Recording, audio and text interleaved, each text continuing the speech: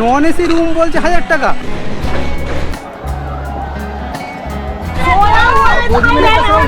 Santragachi junction railway station থেকে আমাদের train ছেড়ে দিয়েছে। মানে জগন্নাথের মূর্তি নাম রথ এসছে। দীঘা যাওয়ার আরো অনেক ট্রেন রয়েছে। দীঘার হোটেলের বাজেট কিন্তু বহুত বেশি।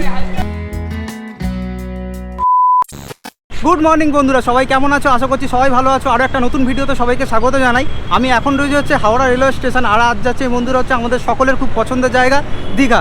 আমি হচ্ছে শীতকালও একবার দীঘা গেছি, গরমেও গেছি, তবে হচ্ছে বর্ষাকালে হচ্ছে দীঘার রূপ কেমন হয় সেটাই দেখার জন্য যে বিশেষ করে হচ্ছে দীঘা যাওয়া। তাছাড়া সামনেই রয়েছে হচ্ছে রথযাত্রা। আমি এখন রয়েছে হচ্ছে হাওড়া রেলওয়ে স্টেশন। আজকে হচ্ছে হাওড়া থেকে সকাল 7:50 হচ্ছে পাহাড়িয়া এক্সপ্রেস করে যাবো হচ্ছে দীঘা। তারপরে সমস্ত জায়গাগুলো ঘুরবো, সমস্ত জায়গাগুলো আপডেট দেবো বর্তমানে এখন দীঘার পরিস্থিতি কেমন। তো চলো এখন স্টেশনের ভিতর যাওয়া যায়। স্টেশনের ভিতর ঢুকে আগে মেন হচ্ছে টিকিটটা কাটবো। হাওড়া স্টেশনে ঠিক এই জায়গাটা দেখতে পাচ্ছি প্রচুর পরিমাণে ফাঁকা, তার কারণ এখানে যারা হচ্ছে দোকানপাট নিয়ে বসতো তাদেরকে হচ্ছে সরকার সবাইকে তুলে দিয়েছে। এখন মানুষজন যেতে পারছে, সেটাই ভালো হবে। তো যাই হোক, স্টেশনের ভিতর যাই। স্টেশনের ভিতর ঢুকে আগে টিকিটটা কাটি। আমি হচ্ছে পাহাড়িয়া এক্সপ্রেসে এই প্রথম জার্নি করব। আমি হচ্ছে আগে দীঘা গেছি, হচ্ছে একবার লোকাল ট্রেনে গেছি, তারপর হচ্ছে তামলিতে এক্সপ্রেসও গেছি। পাহাড়িয়া এক্সপ্রেসে এখনও পর্যন্ত যাইনি। এইবারে হচ্ছে পাহাড়িয়া এক্সপ্রেস করে যাবো হচ্ছে দীঘা। পাহাড়িয়া এক্সপ্রেসের জেনারেল টিকিট কত নেয় তারপর দেখি, তারপর বাদবাকি তোমাদের পাহাড়িয়া এক্সপ্রেসের সম্বন্ধে তোমাদের সমস্ত কিছু বলছি।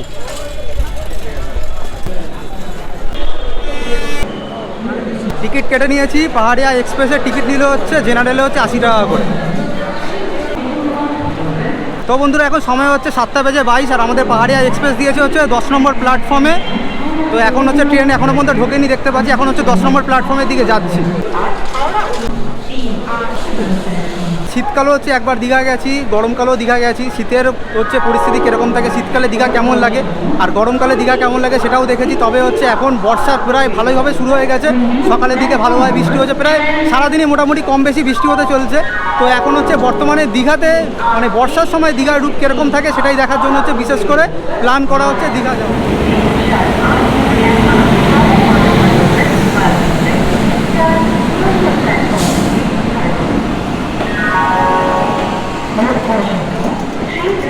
তো বন্ধুরা এখন সময় হচ্ছে 8:05 আর আমাদের ট্রেন হচ্ছে এখন পাহাড় থেকে চলে এসছে এখন হাওড়া স্টেশনে। এবার এখান থেকে যাবে হচ্ছে সমুদ্রের উদ্দেশ্যে। আমরা যাবো হচ্ছে জেনারেলে করে। জেনারেলে যেতে গেলে সামনের দিকে যেতে হবে। জেনারেলের পিছনে আছে দুটো, সামনে আছে দুটো।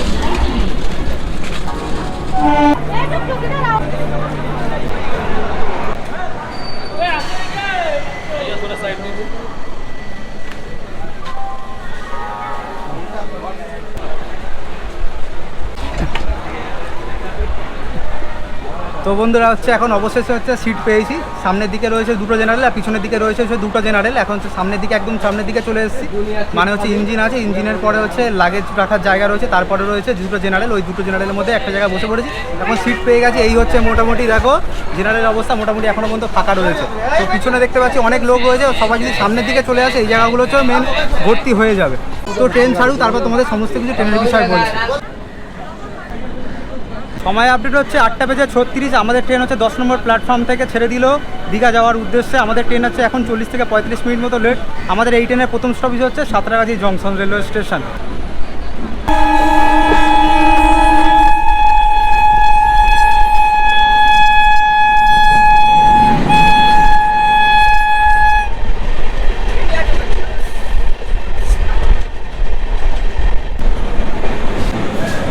সময় হচ্ছে 9:04। আমাদের এই ট্রেনের হচ্ছে প্রথম স্টপেজ হচ্ছে সাঁতরাগাছি জংশন রেলওয়ে স্টেশনে। আমাদের এই ট্রেনে এসে সবাই ঢুকছে। আমাদের 3 নম্বর প্ল্যাটফর্মে ট্রেনটা ঢুকেছে। এখানে হচ্ছে 2 মিনিট দাঁড়াবে। এখানে 2 মিনিটের হল্ট রয়েছে, তারপর আবার এখান থেকে ছেড়ে যাবে।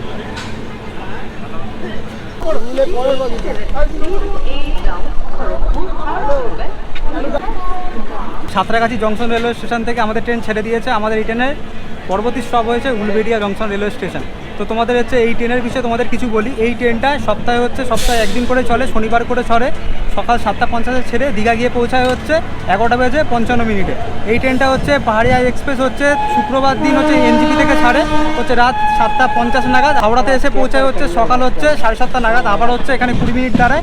20 মিনিট দাঁড়িয়ে সকাল হচ্ছে 7:50 ছেড়ে আবার দীঘা গিয়ে পৌঁছে হচ্ছে সকাল 11:50 তো হচ্ছে এই ট্রেনের হচ্ছে কোচ পজিশন তোমাদের বলি। এই ট্রেনের হচ্ছে টোটাল ফার্স্ট এসি আছে, সেকেন্ড এসি রয়েছে, থার্ড এসি রয়েছে, স্লিপার আছে আর জেনারেল রয়েছে। আর তাছাড়া থার্ড ইকোনমিও রয়েছে। হচ্ছে দীঘা যাওয়ার আরও অনেক ট্রেন রয়েছে। একটা রয়েছে হচ্ছে লোকাল ট্রেন রয়েছে, তাছাড়াও রয়েছে তাম্রলিপ্ত এক্সপ্রেস রয়েছে, কান্ডারি এক্সপ্রেস রয়েছে। এই ট্রেনগুলো হচ্ছে তোমরা প্রতিদিন পাবে। তাম্রলিপ্ত এক্সপ্রেস হচ্ছে হাওড়া থেকে আর ছাড়ে হচ্ছে সকাল 6:45 আর দীঘা গিয়ে পৌঁছে হচ্ছে সকাল 10:05। তাছাড়া হচ্ছে কান্ডারি এক্সপ্রেস রয়েছে দুপুর 3টের সময় ছাড়ে। আর হচ্ছে লোকাল ট্রেন রয়েছে যেটা হচ্ছে তোমরা হচ্ছে ডাইরেক্ট সাঁতরাগাছি থেকে ধরতে পারো। তাছাড়া যদি তোমরা হাওড়া থেকে যাও হচ্ছে মেচেদা থেকে তোমরা 8:05 হচ্ছে দীঘা মেচেদা লোকাল করে হচ্ছে দীঘা পৌঁছতে পারো। তাছাড়া হচ্ছে শনিবার রোববার করে হচ্ছে সাঁতরাগাছি থেকে দীঘা হচ্ছে একটা স্পেশাল ট্রেন চড়ে। সাঁতরাগাছি থেকে শনিবার করে ছাড়ে হচ্ছে সকাল 9:10 আর হচ্ছে রোববার করে ছাড়ে হচ্ছে সকাল 8:10। তোমরা এইসব ট্রেনেগুলো করে তোমরা ভালোভাবে দীঘা পৌঁছে যেতে পারো। আর তোমরা যদি ভাবো হচ্ছে তোমরা হচ্ছে কেউ হচ্ছে পাহাড় থেকে ডাইরেক্ট হচ্ছে সমুদ্রের দিকে যাবে, তাহলে হচ্ছে তোমাদের সব থেকে বেস্ট ট্রেন হচ্ছে এই পাহাড়িয়া এক্সপ্রেস। এই একমাত্র এই পাহাড়িয়া এক্সপ্রেস হচ্ছে ডাইরেক্ট সমুদ্র আর হচ্ছে পাহাড়কে কানেক্ট করেছে। পাহাড় থেকে ডাইরেক্ট আসবে হাওড়া থেকে হচ্ছে কিছুক্ষণ ওয়েট করে আবার হচ্ছে পৌঁছে যাবে সমুদ্রের উদ্দেশ্যে।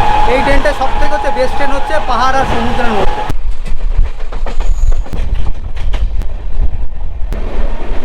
সময় আপডেট হচ্ছে 9:31। আমরা এখন এসে পৌঁছালাম হচ্ছে উলবেড়িয়া রেলওয়ে স্টেশন। এখন হচ্ছে এখানে 2 মিনিট দাঁড়াবে, তারপর আবার এখান থেকে ছেড়ে যাবে। এর পরবর্তী স্টেশন হচ্ছে বাগনান। আমাদের হচ্ছে 2 নম্বর প্ল্যাটফর্মে ট্রেন এসে দাঁড়িয়েছে।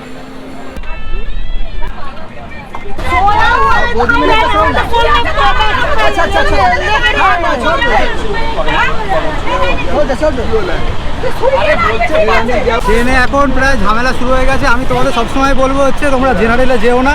জেনারেলের থেকে সব থেকে ভালো হচ্ছে আগে থেকে হচ্ছে প্রায় মাসখানিক আগে যদি হচ্ছে তোমরা ট্রেনে টিকিট কেটে রাখতে পারো সব থেকে ভালো। তোমরা হচ্ছে তাম্রলিপ্ত এক্সপ্রেস হচ্ছে 2S পেয়ে যাবে। আর হচ্ছে এই পাহাড়িয়া এক্সপ্রেসে কিন্তু কোনো 2S নেই। এখানে হচ্ছে স্লিপার থেকে শুরু। স্লিপার আছে, থার্ড ইকোনমি আছে, ফার্স্ট এসি, সেকেন্ড এসি হচ্ছে আর থার্ড এসি হয়েছে। তোমরা যদি পারো হচ্ছে মানে তোমরা যদি পারো হচ্ছে স্লিপারে টিকিট কেটে হচ্ছে এই ট্রেনে জার্নি করতে পারো। তাছাড়া যদি তোমরা যদি এক্সপ্রেস ট্রেন বলতে পারো, কান্ডারি এক্সপ্রেস রয়েছে, তাম্রলিপ্ত এক্সপ্রেস রয়েছে, সেই ট্রেনে হচ্ছে তোমরা 2S পেয়ে যাবে। জেনারেলে না যাওয়াই ভালো, কারণ জেনারেলে হচ্ছে এরকম ভিড়ভাড়টা থাকে, মাঝে মাঝে এরকম ঝামেলা অশান্তি হতেই পারে, হতে থাকে ওরকম। তো কিছু করার নেই, এইভাবে হচ্ছে জার্নি করতে হবে। তো যাই হোক, সব কিছু মানিয়ে নিতে হয়।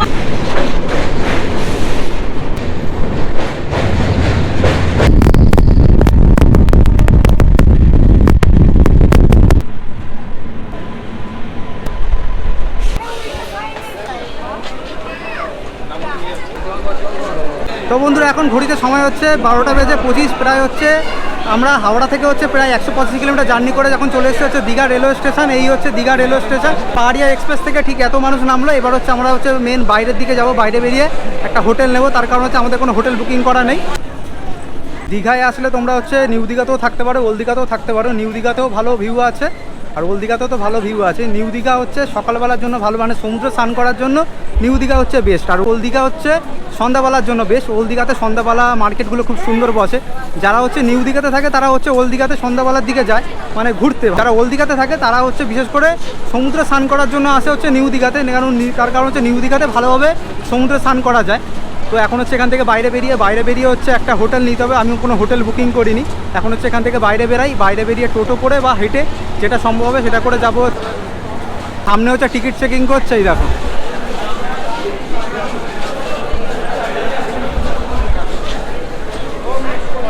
তোমরা দীঘাতে আসলে অবশ্যই ট্রেনের টিকিট কেটো, নাহলে কিন্তু এখানে টিকিট চেক করে, নাহলে ফাইন হয়ে যাবে। তো এখন বাইরের দিকে বেরিয়ে পড়েছি। এই হচ্ছে এখানকার দৃশ্য, এই দেখো। এই দিকের দিকে গেলে হচ্ছে ওল্ড দীঘা পড়ে, আর এই দিকের দিকে হচ্ছে নিউ দীঘা। আমরা হচ্ছে নিউ দীঘার দিকে যাবো। মানে আমার পিছনের দিকে হচ্ছে ওল্ড দীঘা যদি যাও তাহলে হচ্ছে তোমরা স্টেশন থেকে বেরিয়ে বাঁদিকের দিকে যাবে। আর তোমরা যদি নিউ দীঘার দিকে যাও তাহলে স্টেশন থেকে বেরিয়ে ডান দিকের দিকে যাবে। ওদিকে হচ্ছে নিউ দীঘাটা পড়ে। আর স্টেশন থেকে বেরিয়েই হচ্ছে এরকম অনেক কাকুরা তোমাদের ধরবে হোটেলে নিয়ে যাওয়ার জন্য, বা হচ্ছে তোমরা যদি গাড়ি এখান থেকে বুক করো, এখান থেকে তোমরা হচ্ছে তোমাদের যদি কোনো হোটেল বুকিং করা থাকে তাহলে তোমরা সেইভাবে পৌঁছে যেতে পারবে। তাছাড়া আমার মতে মানে এখানে এসে নিজে হোটেল নিয়ে নেওয়াই সব থেকে ভালো। তো যাই বাইরের দিকে। এখন দীঘা স্টেশন থেকে বেরিয়েই হচ্ছে তোমরা এখানে টোটো, অটো সমস্ত কিছু পেয়ে যাবে। দীঘা স্টেশন থেকে একটু বেরালেই সামনেই পড়বে টোটো, অটো। এখান থেকে 10 টাকা 20 টাকা হচ্ছে মানে ডিস্টেন্স অনুযায়ী ভাড়া নেয়। এই হচ্ছে টোটো স্ট্যান্ড। এখান থেকে টোটো, অটো তোমরা সমস্ত কিছু পেয়ে যাবে।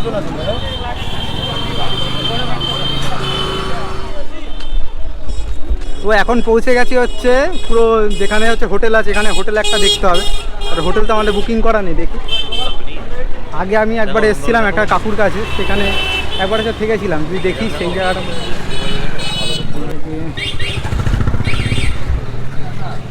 আমাদের হোটেল কোনটা? কত করে আছে? Non AC?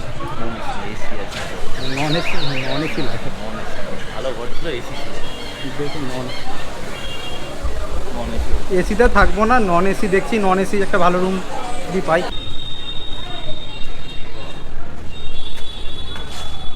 এটা নিমন্ত্রণ এইদিকে অন্ধকার।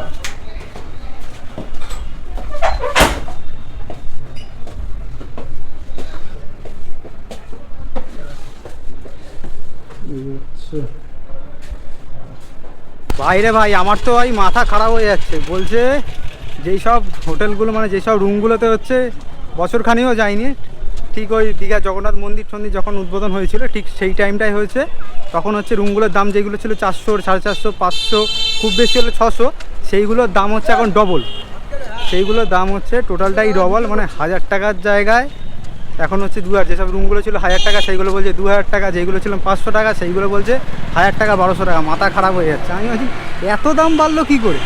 নন এসি রুম বলছে 1000 টাকা, আর এসি রুম 800 টাকা, 900 টাকা, 1000 টাকায় তাও দিত। নন এসি রুম ছিল খুব ভালো হলে 500, 600 টাকার মধ্যে নর্মাল একটা এভারেজ রুম পাওয়া যেত। আর এখন দেখতে পাচ্ছি নর্মাল সেরকম রুমের কন্ডিশনও অত ভালো না, বলছে হচ্ছে 1000 টাকা, 1200 টাকা। আমার মাথা হাত। আজকে শনিবার, যেহেতু শনিবার থাকলেও এতটা দাম বাড়ে না। দীঘার হোটেলের বাজেট কিন্তু বহুত বেশি। তোমরা যারা আসবে একটু ভাবনা চিন্তা করে আসবে, তার আগে হচ্ছে দেখে নেবে পারলে। তো এখন দেখি খুঁজে খুঁজে কোথাও একটা কম বাজেটের মধ্যে রুম পাওয়া যায়। ফাইনালি হচ্ছে এদিক ওদিক ঘুরে একটা হচ্ছে নিউ দীঘাতে হচ্ছে একটা হোটেল পেয়েছি। হোটেলটার নাম হচ্ছে নিউ লাইট গেস্ট ইন বলে হচ্ছে একটা হোটেল। হোটেলটার রুম হচ্ছে কন্ডিশন ঠিক এরকম টাইপের। এই দেখো এরকম একটা বড় এরকম বেড রয়েছে, 4টে দেখতে পাচ্ছি বালিশ রয়েছে, ওখানে দেখতে পাচ্ছি একটা জানলা রয়েছে। এটা হচ্ছে এসি রুম, আচ্ছা এটা হচ্ছে নন এসি করে নিয়েছি। তাছাড়া তোমাদের হচ্ছে বাথরুমটা তোমাদের একবার দেখাই। এই হচ্ছে বাথরুমের অবস্থা। বাথরুম ঠিক এরকম টাইপের ছোটোখাটোর মধ্যে, মোটামুটি অত ভালোও না, ঠিক আছে। তো এই হচ্ছে হোটেলের মানে কন্ডিশান। এরকম একটা ছোটো রুম, তার পাশে হচ্ছে এরকম একটা ছোটো বাথরুম। তো তোমরা যদি এখন মনে করো যে দীঘাতে আসলে যে কম বাজেটের মধ্যে বা কম রুমে কম বাজেটের মধ্যে হোটেল বা রুম পেয়ে যাবে, সেটা একদমই কখনো ভেবো না। এখানে কম করে হচ্ছে নিম্নতম হচ্ছে 800 টাকা, যেটা হচ্ছে আমরা থাকছি হচ্ছে নিম্নতম 800 টাকা। আগে হচ্ছে বছরখানিক হচ্ছে এই 800 টাকাতেই কত বিলাসবহুল টাইপের হোটেল বা রুম তোমরা পেতে, কিন্তু এখন সেটা একদমই না। মোটামুটি চলার মতো হচ্ছে এই রুমটা। তার কারণ হচ্ছে আমি এখন থাকবো, এখন চলে যাবো সমুদ্রের দিকে, তারপরে আবার সন্ধ্যাবেলা যাবো হচ্ছে জগন্নাথ মন্দির, সারাদিন হচ্ছে এদিক ওদিক করে কাটাবো।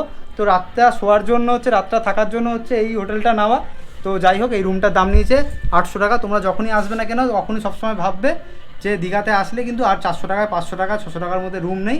800 টাকা মিনিমাম, কম বাজেটের মধ্যে 800 টাকা, তাও অনেক বার্গেনিং করে। তো যাই হোক, এখন একটু ফ্রেশ হয়ে যাবো হচ্ছে সমুদ্রের দিকে। সমুদ্র দিকে কোনো সানটান করবো, সানটান করে খাওয়া দাওয়া করতে হবে, তার কারণ অনেক সকাল সকাল বেরিয়েছি। চল। তো বন্ধুরা ফাইনালি হচ্ছে আমরা হচ্ছে একটা রুম নিয়েছি। রুম নিয়ে এখন একটু ফ্রেশ হয়ে এখন যাচ্ছি হচ্ছে সমুদ্রের দিকে। আর তার আগে হচ্ছে একটু মানে এক পশলা ভালো ঝেপে বৃষ্টি হয়ে গেল, এখন পুরো ভিজে গেছে। এখন সবাই দেখতে পাচ্ছি, অনেকে যারা সকাল সকাল হচ্ছে সমুদ্রের দিকে গেছিলো তারা হচ্ছে সবাই এখন আসছে, আর এখন যাচ্ছে হচ্ছে আমরা সমুদ্রের দিকে। তবে জানি না হচ্ছে সমুদ্রে নামতে দিচ্ছে কেন, তার কারণ ম্যাক্সিমাম মানুষকে দেখতে পাচ্ছি ভিজা না, মানে সমুদ্রে হয়তো মনে হচ্ছে নামতে দিচ্ছে না। তার কারণ এখন হচ্ছে মানে হলুদ সতর্কতা জারি করেছে হচ্ছে, মানে শনিবার রোববার নাকি প্রচুর পরিমাণে বৃষ্টি হওয়ার কথা। তো দেখা যাক এখন। আর হচ্ছে এখন ওই সমুদ্রে যাওয়ার আগে ভাবছি সমুদ্রে যাওয়ার আগে খাবার খেয়ে নেবো, নাহলে হচ্ছে সমুদ্র থেকে ঘুরে আসার সময় খাবার খেয়ে নেবো। তার কারণ সকালবেলা সেরকম টিফিন খাইনি, একেবারে দুপুরে খাওয়া দাওয়া করে নেবো। তবে একটা ঠিক হচ্ছে, যেদিকে হচ্ছে আমাদের হোটেলটা মানে আমাদের রুমটা নিয়েছি, সেখান থেকে হচ্ছে সমুদ্র প্রায় ওই 2 থেকে 3 মিনিট মতো পায়ে হাঁটা পথ। তো এর থেকে হচ্ছে একটু ওদিকে রাস্তার ওদিকেও যাওয়া যেত, রাস্তার ওদিকেও গেলেও একটু রুমটা একটু কমে প্রাইসে পাওয়া যেত। তবে তাও হলেও 700-800 টাকার নিচে তো কোনো রুম পাবো না। আর তাছাড়া তোমাদের বলি হচ্ছে এখানে কিন্তু খাওয়া দাওয়ার অনেক ব্যবস্থা রয়েছে। তোমরা যদি সমুদ্রে যাওয়ার আগে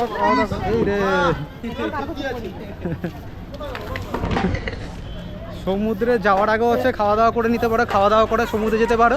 আর তাছাড়া যদি সকাল সকাল দিকে সমুদ্রের দিকে আসতে পারো, তাহলে ওখানে স্নান করে তারপরে ফ্রেশ হয়ে তারপরে খাওয়া দাওয়া করতে পারো। প্রচুর ভিড়। এখন উইকেন্ড চলছে, শনিবার রোববার প্রচুর পরিমাণে ভিড়। আর তাছাড়া হচ্ছে বর্ষার দীঘার রূপ কিন্তু আলাদা রকম সত্যিকারে, মানে পুরো মেঘ ভাসা মেঘে বৃষ্টি হচ্ছে, যখন একটু মেঘ জমছে আর পুরো ঝমঝমিয়ে বৃষ্টি দিয়ে বেরিয়ে যাচ্ছে। প্রচুর পরিমাণে লোক এসে দেখতে পাচ্ছি, ভালোই লাগছে দেখতে। এই দেখো ও স্টার্ট, এখানে ব্যারিকেড দেওয়া রয়েছে দেখতে পাচ্ছি।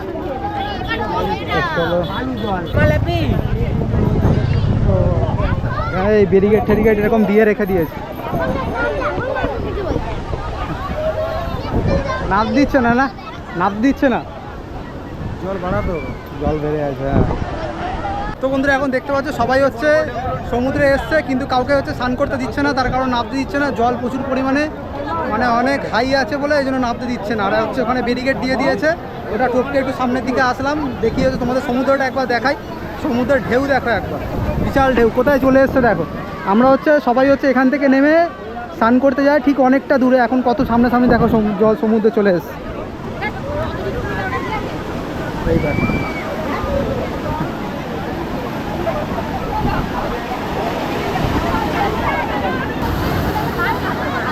তো বন্ধুরা এই হচ্ছে দীঘার অবস্থা, একদম জল একদম প্রচুর হাই। তো এখন নামতে দিচ্ছে না এখন। তাছাড়া ওদিকে হচ্ছে আরেকটা বিচ রয়েছে, ওখান থেকে ডাইরেক্ট হচ্ছে সমুদ্রের দিকে নেওয়া যায়। একবার হচ্ছে ওদিকটা একবার ঘুরে আসি, ওদিকে অনেকে নেমেছে দেখতে পাচ্ছি। এদিকটা হচ্ছে নামতে দিচ্ছে না, এদিকে হচ্ছে পাথর আছে তাই জন্য নামতে দিচ্ছে না, ওদিকটা হচ্ছে নামা যায় অনেক। আর এখন এদিকে দেখতে পাচ্ছি এরকম এরকম এরকম অনেক দোকানপাটগুলো বসে, এখানে ডাবের দোকান, আইসক্রিম টাইসক্রিম সমস্ত কিছু পাওয়া যাচ্ছে দেখতে পাচ্ছি। এই জন্য হচ্ছে আমি হচ্ছে এই ভ্রমণ করার আগেই হচ্ছে আমি বলেছি যে শীতকালে দীঘা ভ্রমণ হচ্ছে আলাদা, গরমকালে দীঘা ভ্রমণ আলাদা, আর বর্ষাকালে মানে বর্ষার সময় হচ্ছে দীঘা ভ্রমণ আলাদা। বর্ষার সময় দীঘার ঠিক এই সৌন্দর্যটাই তোমরা আসলে ঠিক দেখতে পাবে। প্রচুর পরিমাণে জলস্রোত থাকে, আরও জল হচ্ছে সামনের দিকে চলে আসে, বলছে নাকি জল নাকি আরও সামনে ছিল, এখন আস্তে আস্তে নাকি অনেকটা নেমেছে, আবার একবার নামবে আবার উঠে যাবে। ঠিক জোয়ারের যখন টাইম আছে যখন জল বেড়ে যাবে ঠিক। আর এই হচ্ছে পুরো হালকা মেঘ, মাঝে মাঝে মেঘ জমছে, বৃষ্টি হয়ে যাচ্ছে, অপূর্ব লাগে অপূর্ব লাগে। যারা এই বর্ষাকালে দীঘাতে এসছে তারাই একমাত্র জানে বা তারাই একমাত্র মানে সেই ফিলটা পায় যে বর্ষাকালে দীঘার অনুভূতিটা কীরকম লাগে। দারুণ লাগে, দারুণ হেভি। একবার বর্ষাকালে যদি কখনো না আসো, বর্ষাকালে একবার দীঘা আসবে, সেই যে মজাটা পাবে, সেই আনন্দটা পাবে সেই লেভেলের একদম। ভিড়টা একবার দেখো, আমি ভাবছি এটা দীঘা না অন্য কিছু। বিশাল ভিড়, বিশাল ভিড়, সেই লেভেলের পর্যন্ত ভিড়। সামনে শুধু লোকের মাথা দেখতে পাচ্ছি, বিশাল ভিড়। হাফ মানুষে নামতে পেরেছে, এখান থেকে অনেকে নেমেছে, আবার ওখান থেকে অনেকে আবার সামনের দিকে দাঁড়িয়ে রয়েছে, তার কারণ অনেকে আবার জলে নামেনি এত ঢেউতে। তো সামনে বিশাল দেখতে পাচ্ছি লোকজন রয়েছে, প্রচুর ভিড়, পুরো শুধু মাথা দেখতে পাচ্ছি, সামনের দিকে যেতে পারবো কিনা জানি না।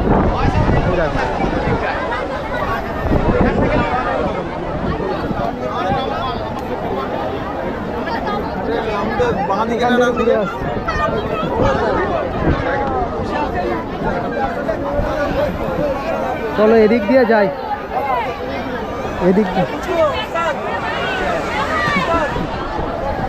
দিয়ে হচ্ছে যাই, ওদিক দিয়ে যাওয়া যাবে না, বিশাল পরিমাণে ভিড়। দেখো এদিক দিয়ে পাথরের উপর টপকে টপকে যাওয়া যাচ্ছে। ও সাবাস।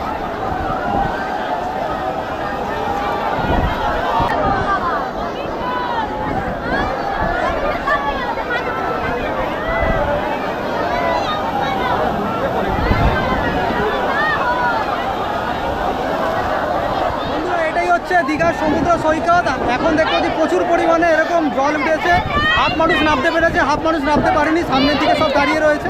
বিশাল জল, বিশাল জল, আর যা ভিড় মাথার লেভেলের বাইরে, মানে এত ভিড় হচ্ছে আমি এই প্রথম দেখলাম। বিশাল ভিড়, বিশাল ভিড়, মানে হাফ মানুষ নামতেই পারেনি, হাফ মানুষ নেমেছে।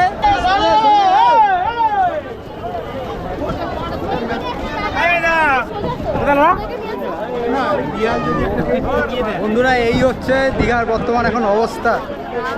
এত ভিড়ে আর এত ধাক্কাধাক্কি করে স্নান করার কোনো মানেই হয় না, কারণ হাফ মানুষ হচ্ছে নামতে পারছে না। মেন হচ্ছে অনেকে হচ্ছে সামনের দিকে দাঁড়িয়ে রয়েছে, তাদেরকে ঠেলে ঠেলে ওখানে যাওয়া মানে ওই ধাক্কা দিয়ে হুবড়ি খেয়ে পড়তে হবে, জলের মধ্যে কোনো দরকার নেই। বেলার দিকে হচ্ছে এই ভিড়টা কমে যাবে, হালকা একটু ভিড় কমবে, যা মনে হচ্ছে এই ভিড় কমান না। তো বেলার দিকে যদি সন্ধ্যাবেলার দিকে যদি হালকা ভিড়টা কমে তখন আবার আসবো, এসে সমুদ্র দেখবো। এখন হচ্ছে আগে একটু খাওয়া দাওয়া করে আসবো। বিশাল ভিড়, তোমাদের আবার লেভেলটা দেখায় ভিড়ের। কত মানুষ এরকম এখানে বসার জায়গা রয়েছে সিমেন্টের, এখানে বসে থাকে, হাফ মানুষ ওদিকে আছে, প্রচুর ভিড়। এবার এখান থেকে তোমাদেরকে একবার দেখাচ্ছি, দেখো এই পার্টটা দিয়ে প্রচুর পরিমাণে লোক, প্রচুর ভিড়, প্রচুর। আর এই দিকে পুরো ঠিক ঠিক করছে, মানুষের মাথা ছাড়া আর কিছু দেখতে পাচ্ছি না। আর ওদিকেও অনেক ভিড় রয়েছে।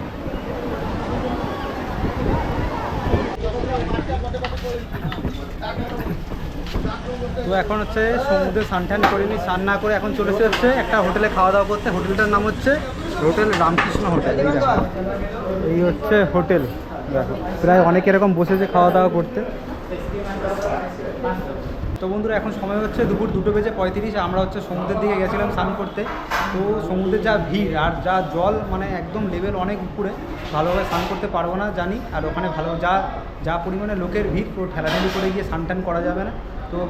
তো সন্ধ্যাবেলার দিকে একবার সমুদ্রে যাবো। তার আগে হচ্ছে সকালবেলা সেরকম কিছু খাওয়া দাওয়া করিনি, এখন চলে এসে হচ্ছে খাওয়া দাওয়া করতে। মানে সমুদ্রে যাওয়ার আগে হচ্ছে বাদিকে একটা হোটেল পেয়ে যাবে, সেখানে এসে আমরা খাওয়া দাওয়া করতে। আমরা ফিশ থালি নিয়েছি। ফিশ থালির দাম হচ্ছে এখানে 130 টাকা করে। তোমাদের কী দিয়েছে দেখাচ্ছি। ভাত, ডাল, 2 রকমের হচ্ছে সবজির তরকারি, আলু ভাজা রয়েছে, আর হচ্ছে স্যালাড রয়েছে, লেবু রয়েছে, আর হচ্ছে এরকম মাছ রয়েছে।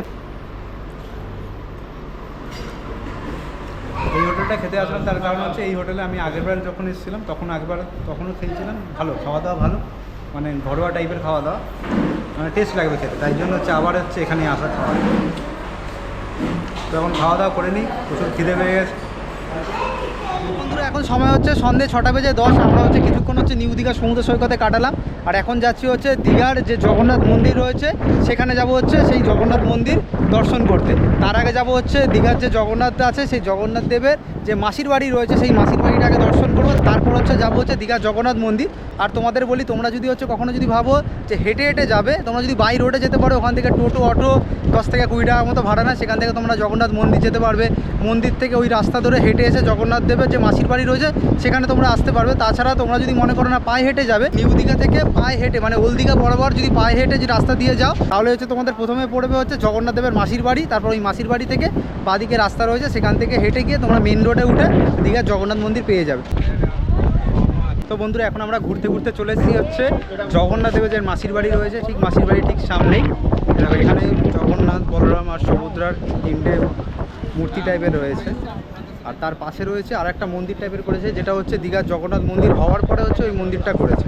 আর এইটা হচ্ছে আগেকার মন্দির, এটা হচ্ছে আগের মন্দির ছিল। আর তার পাশে হচ্ছে আচ্ছা এই যে এখানে জগন্নাথ দেবের আসে এই জায়গাটায়, এখানে আছে না ওই পাশে যে নতুন মন্দিরটা করেছে ওই জায়গাটা? পাশের যে মন্দিরটা হয়েছে একটু সেখানকার রোদ আসবে। আর ইয়ে হচ্ছে আমাদের এখানকার পুরুলিয়া রোদ জলে বেঁচে এই রথ হচ্ছে জলে পা গেছিল। মানে জগন্নাথের মূর্তি নাম রথ এসছে জলে? মূর্তি জলে ভেসে এসছে। এখানে যে 3টে যে মূর্তি রয়েছে সেই তিনটি মূর্তি একসাথে ভেসে এসছে। আচ্ছা আচ্ছা। আর রথে যখন জগন্নাথ দেব আসবে ওই পাশের জায়গাটায় থাকবে, তাই না? আচ্ছা আচ্ছা থাকবে জগন্নাথ এই জলে থাকবে।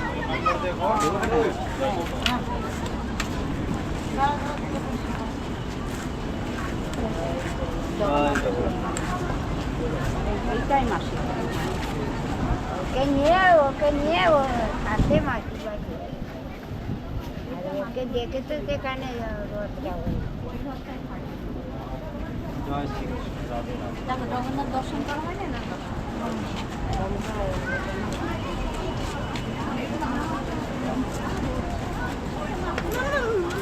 জয় জগন্নাথ। জয় জগন্নাথ। বন্ধুরা আমরা হচ্ছে যেখানটায় আসলাম সেটাই হচ্ছে দীঘার জগন্নাথ দেব আছে তার হচ্ছে মাসির বাড়ি। আর এখানে যে হচ্ছে মূর্তিটা রয়েছে মানে জগন্নাথ, বলরাম আর সুভদ্রা যে মূর্তিটা রয়েছে সেই মূর্তিটা নাকি হচ্ছে এখানকার ওই দিদা বললো, অনেক বয়স্ক অনেক পুরনো, উনি বলে নাকি সেটাই নাকি সমুদ্র থেকে ভেসে এসছে আজ থেকে প্রায় 30 বছর আগে। সেটাকেই হচ্ছে মানে পুজো করা হয়, সেটাকে মূর্তি স্থাপনা করা রয়েছে। আর তার ঠিক পাশে রয়েছে হচ্ছে জগন্নাথ মন্দির। যখন হয়েছে জগন্নাথ মন্দির হওয়ার পরে মানে এই মন্দিরটা জগন্নাথ মন্দির হওয়ার পরে এই মন্দিরটাকে স্থাপন করেছে। আর রথের পর এখানে এসে জগন্নাথ নাকি থাকে। আর এখানে ভিতরে হচ্ছে রাধাকৃষ্ণের একটা মূর্তি রয়েছে। এই দেখো এই হচ্ছে মন্দিরটা, এই হচ্ছে ভিতরে দেখো মন্দির রয়েছে। জয় শ্রীকৃষ্ণ। তো চলো এখন হচ্ছে আমাদের এই জায়গাটা ঘোরা হয়ে গেছে, এবার হচ্ছে আমরা হেঁটে হেঁটে যাবো হচ্ছে মেন রোডে। মেন রোড থেকে বাঁদিকের দিকে গেলে হচ্ছে জগন্নাথ মন্দিরটা পড়বে। তো চলো যাওয়া যাক। আমি হচ্ছে এর আগে একবার এসেছিলাম মানে জগন্নাথ মন্দিরে যখন উদ্বোধনের সময়, তখন হচ্ছে এই জায়গাটা বিশাল জমজমাট ছিল। আর তাছাড়া পরে প্রায় বছর খানিকের পরে আসলাম, মানে প্রায় বছর খানিক হয়ে গেছে। এই জায়গাটা দেখতে পাচ্ছি সত্যি একটা জমজমাট মতো জায়গা এখনও পর্যন্ত রয়েছে। তার উল্টো দিকে যে একটা পার্ক মতো রয়েছিল বা একটা জলাধার মতো রয়েছে যেখানে পার্ক মতো, সেই জায়গাটাও বেশ সুন্দর লাগছে। প্রচুর মানুষ দেখতে পাচ্ছি আজকে এই সন্ধ্যাবেলা জগন্নাথ মন্দির এসছে। এই তাছাড়া দীঘাতে এসছে, এটাই হচ্ছে মেন একটা আকর্ষণের জায়গা। সকালবেলা হচ্ছে সমুদ্রে স্নান করো, আর সন্ধ্যাবেলা হচ্ছে দীঘার জগন্নাথ মন্দির ঘুরে দেখো, তাছাড়া হচ্ছে সমুদ্রে বিচ মার্কেট ঘুরে দেখো। দারুণ একটা সুন্দর জায়গা। এই হচ্ছে জগন্নাথ দেবের মেন যে মূল গেট, এখান থেকে হচ্ছে মেন প্রবেশ করতে হবে আমাদেরকে। আমার পাশে দেখতে পাচ্ছ এইটা হচ্ছে মানে মন্দিরে ঢোকার হচ্ছে মূল এন্ট্রি গেট। এদিক দিয়ে হচ্ছে মন্দিরে ঢুকতে হবে, আর ওই পার থেকে হচ্ছে বেরানোর জায়গা। এখানে দেখতে পাচ্ছ কত লাইন পড়েছে, সবাই হচ্ছে ওই দিক দিয়ে ঘুরে এসে এই রেলিং দিয়ে তারপরে মন্দিরের ভিতর প্রবেশ করছে।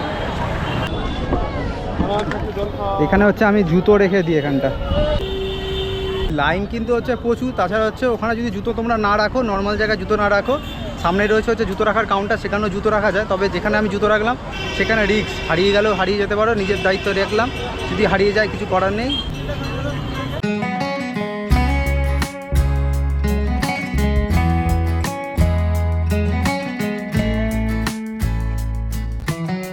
এখন রয়েছে হচ্ছে আমরা দীঘার জগন্নাথ মন্দিরের ঠিক ভিতরে। তোমাদের দীঘার জগন্নাথ মন্দিরের সম্বন্ধে বলি, প্রায় 20 একর জায়গা নিয়ে তৈরি হয়েছে দীঘার এই জগন্নাথ মন্দির। 2019 সালে হচ্ছে এই মন্দিরের প্রথম কাজ শুরু হয়েছিল।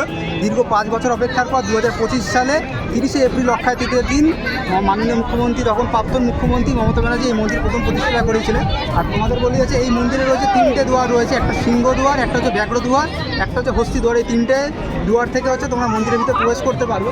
আর এই হচ্ছে সামনে যে হচ্ছে গ্রানাইট পাথরের 10 ফুট উচ্চতা জায়গাটা দেখতে পাচ্ছ, এটা হচ্ছে অরুণ স্তম্ভ।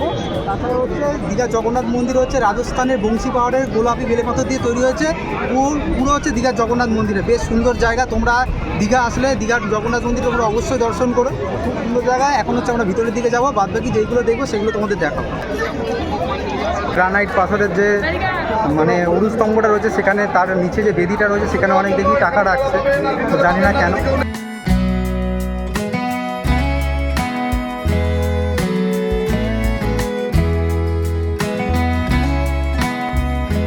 আর বন্ধুরা দেখো, ঠিক ওই জায়গাটা রয়েছে হচ্ছে দীঘার যে জগন্নাথ মন্দিরের জগন্নাথ বলরাম সুভদ্রার রথ রয়েছে ওখানটায় রাখা। এখনও পর্যন্ত সেইভাবে সাজানো হয়নি, আস্তে আস্তে আর প্রায় 10-12 দিন বাকি, তার মধ্যে হচ্ছে প্রায় সাজানো হয়ে যাবে।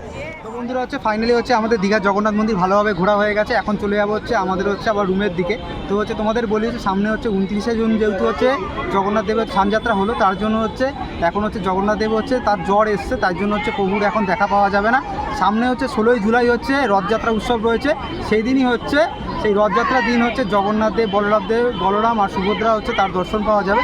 তাছাড়া হচ্ছে তোমাদের হচ্ছে এই মন্দিরের টাইমিংটা বলি, এই মন্দিরে দুটো টাইমে খোলে, একটা হচ্ছে সকাল 6টা থেকে দুপুর 12টা, আর একটা হচ্ছে বিকাল 4টা থেকে রাত্রি 8টা অবধি এই মন্দিরটা খোলা থাকে। আর মন্দির হচ্ছে বন্ধ থাকে হচ্ছে দুপুর 12টা থেকে বিকাল 4টে অবধি মন্দিরটা বন্ধ থাকে। তো হচ্ছে এখন এখান থেকে বেরিয়ে যাবে, এখন হচ্ছে বৃষ্টি আবার শুরু হয়ে গেছে, বেরিয়ে বাইরে কিছু খাওয়া দাওয়া করে নেবো। কালকে হচ্ছে আবার ওখান থেকে যাবো হচ্ছে মোহনার দিকে, সেই ভিডিওটা দেখতে পারবে তোমরা এই পরের ভিডিওতে। তো আজকে ভিডিওটা বেশি বড় করছি না, একে বৃষ্টি শুরু হয়ে গেছে। তো আজকে ভিডিওটা তোমাদের কেমন লাগলো, আজকের এই সারাদিনের দীঘা ভ্রমণটা তোমাদের কেমন লাগলো তোমরা অবশ্যই কমেন্ট করে জানিও। দেখা হচ্ছে পরবর্তী অন্য কোনো ভিডিওতে অন্য কোনো জায়গায়, ততক্ষণের জন্য টাটা। আর জয় জগন্নাথ, চ্যানেলটা সাবস্ক্রাইব করে দিও। টাটা।